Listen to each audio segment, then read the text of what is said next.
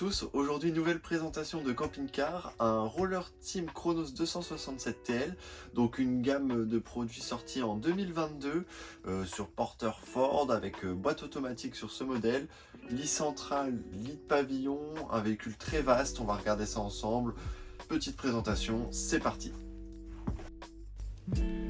Ce profilé de chez Roller Team fait donc 7,45 m de long pour 2,95 m en hauteur.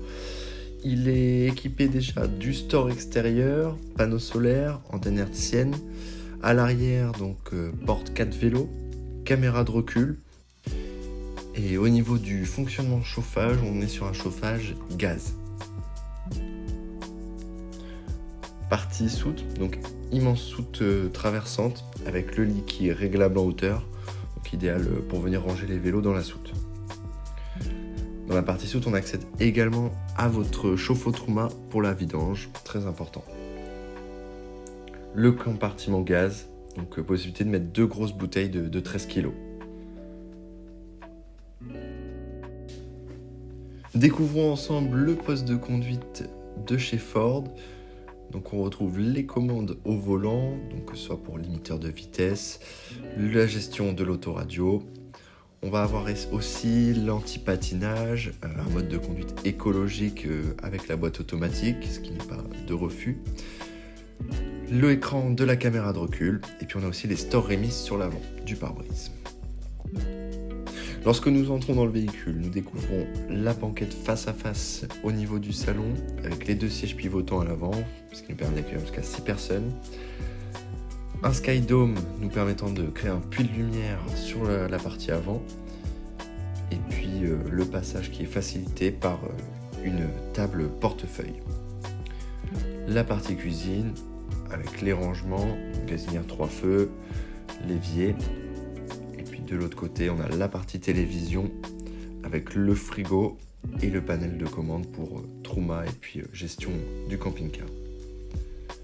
Donc, avec la case de congélation au-dessus dans le frigo. Retrouvons-nous sur la partie arrière, donc le grand lit central qui nous offre un bel espace de 150 par 190, un coffre en dessous. Et puis sur les côtés, donc on retrouve les penderies, les rangements au-dessus.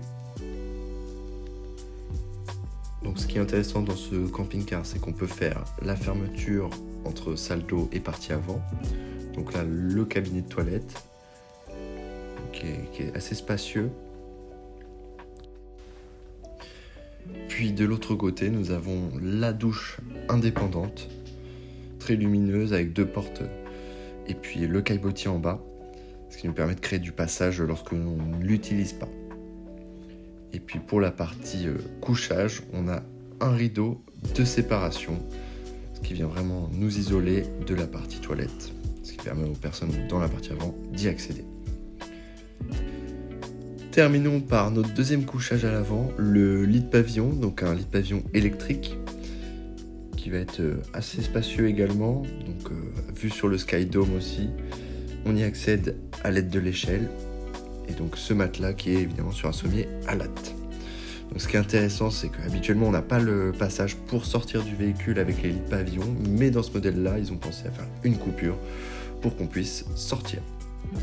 Donc c'est la fin de cette visite, je vous remercie d'avoir visionné la vidéo jusqu'au bout et n'hésitez pas à laisser un commentaire et un pouce bleu, à bientôt.